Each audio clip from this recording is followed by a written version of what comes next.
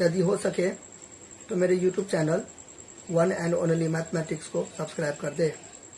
Question है, what is the reciprocal of √1/9। Reciprocal का एक और नाम है मल्टीप्लिकेटिव इनवर्स। हिंदी में बोलते हैं व्युत्क्रम या गुणात्मक प्रतिलोम या गुणात्मक विलोम। ठीक, यानी कि इस दोनों का हिंदी ये हुआ।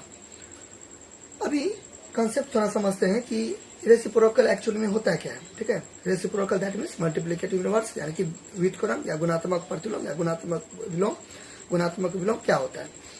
देखिए, आपको मान लीजिए कुछ दे देगा, मान लीजिए 7 दे देगा। ठीक, बोलेगा क्या इसका रेसिप्रोकल, यानी कि वही मल्टीप्लिकेटिव इनवर्स निकालने के लिए आपको क्या करना है। देखिए, नीचे में कुछ नहीं तो एक है, उसको उल्टा पुल्टा कर देना, हो गया आंसर।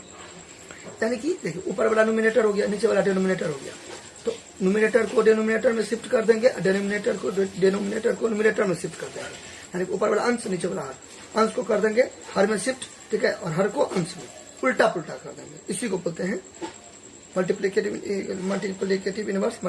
इनवर्स या रेसिप्रोकल। अब मैं इसको चेक कैसे करूंगा कि मेरा सवाल सही है। देखिए, तो दोनों का मल्टीप्लाई करने पर 1 आना चाहिए। ठीक है, 1 आना चाहिए। तो ये तो आपको क्वेश्चन में था कि 7 का रेसिप्रोकल यानी कि मल्टीप्लिकेटिव इनवर्स करना है। तो आपने क्या 1/7 किया। ठीक है, तो दोनों का गुना करके रिजल्ट क्या आना चाहिए, 1 आना चाहिए। देखिए, आ गया ना 1 ऐसे। ठीक, फिर मान लीजिए 2/5 का बोलेगा करने के लिए, तो 2/5 का रेसिप्रोकल क्या हो जाएगा, 5/2 हो जाएगा। फिर मैं कैसे समझूंगा कि मेरा सवाल सही है। दोनों को क्या करूंगा, चेक करने के लिए गुना करूंगा, दोनों को गुना करूंगा। ठीक, तो कर गया तो 1/1 तो 1 नहीं हुआ। यानी कि क्या सीखे हम, ये सीखे कि किसी का भी बोलेगा रेसिप्रोकल करने के लिए उसको उल्टा पुल्टा कर देंगे। जो क्वेश्चन है जो आंसर होगा रेसिप्रोकल वाला, वो दोनों को गुना करेंगे। ठीक है, मल्टीप्लाई करेंगे। ठीक है, प्रोडक्ट करेंगे, गुना करेंगे। ठीक है, तो क्या आएगा, रिजल्ट 1 आएगा। मेरा सवाल सही है। अब देखिए, ये सवाल बन गया। देखिए, अब यहाँ पे किसका करना है, रेसिप्रोकल इसका करना है।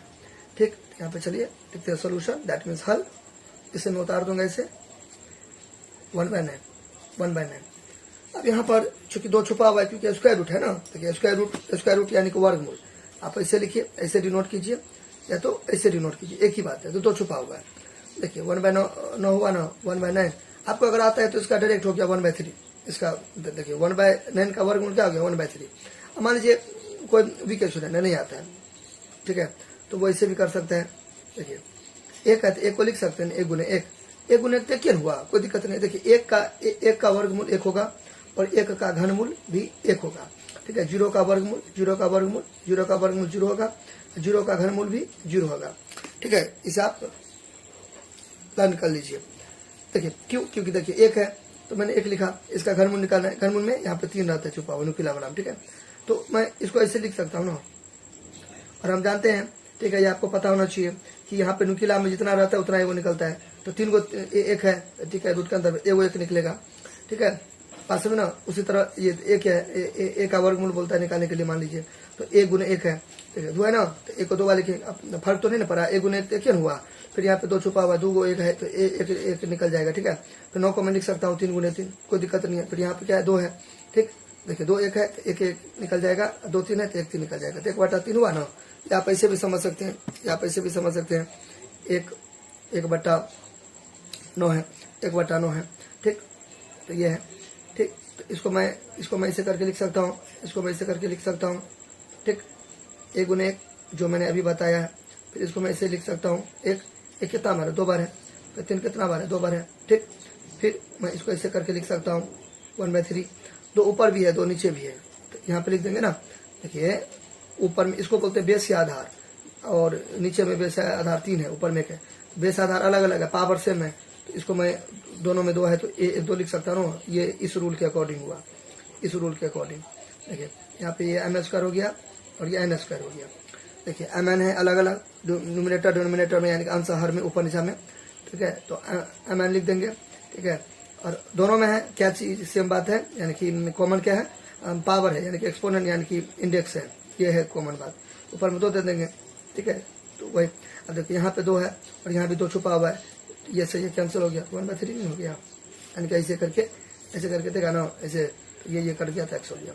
ठीक, तो उसी प्रकार ये था 1/3 था, स्क्वायर था।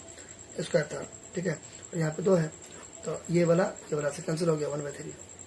अलग अलग रहेगा तो नहीं कटेगा, यहाँ 2 है यहाँ भी 2 है तो कट जाएगा। यानी कि जितना भी मैंने अभी बातें बताई आपको उस सबका एक ही मतलब है कि 1/9 का वर्गमूल 1/3 होगा, 1/3 होगा, तो ये मेन कंसेप्ट, ठीक है। तो इतना ताम झाम करने का मतलब है कि 1 का वर्गमूल 1 होगा, 9 का वर्गमूल 3 होगा, ठीक। अब यहाँ पे क्या कहता है करने के लिए, रेसिप्रोकल बोल रहा है करने के लिए, ठीक है।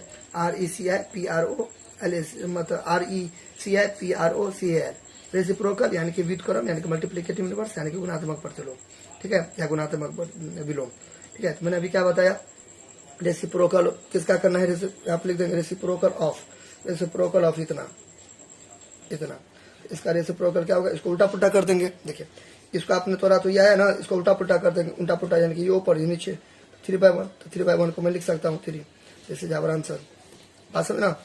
देखिए इसको जो मैंने तोड़ा, एक सेकेंड, देखिए इसको मैंने तोड़ा, आपको इतना घसना नहीं है, इसको तोड़ा तो 1/3 आया, इसका बोर्ड रेसिप्रोकल करने के लिए तो ऊपर नीचे नहीं चला जाएगा, ये 3/3 हुआ, तो इसको मैंने तोड़ा तो 1/3 आया। तो रेसिप्रोकल ऑफ किसका, इसका कितना आया, 3/1 था, इसको तोड़कर 3/1, इसको उल्टा पुल्टा करते 3 आया, ठीक है। यानी कि ए इज द करेक्ट आंसर।